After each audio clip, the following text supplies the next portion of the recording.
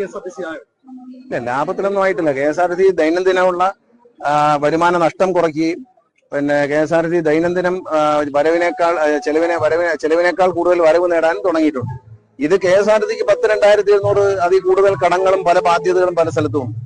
ജീവനക്കാരുടെ പെൻഷൻ പറ്റി വരെ പൈസ കൊടുക്കാനുണ്ട്. ഇങ്ങനെ ഒരുപാട് ലൈബിലിറ്റി ഉണ്ട്. പിന്നെ MACT ലൈബിലിറ്റി ഉണ്ട്.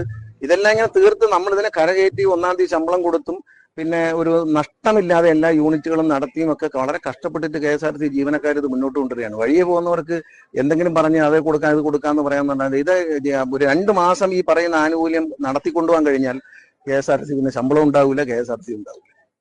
KSRTCയുടെ സ്ഥിതി എനിക്കറിയാവുന്നതൊക്കെ അവർക്ക് അറിയത്തില്ല. വെളിയിൽ നിന്ന് എല്ലാവർക്കും ഫ്രീ ആണെന്ന് പറയാം. കർണാടകത്തിൽ എല്ലാവർക്കും ഫ്രീ ആണെന്ന് പറഞ്ഞിട്ട് രാഹുൽ ഗാന്ധി പോയി എല്ലാവർക്കും ഫ്രീ ആക്കി കൊടുത്തു സ്ത്രീകൾക്കെല്ലാം.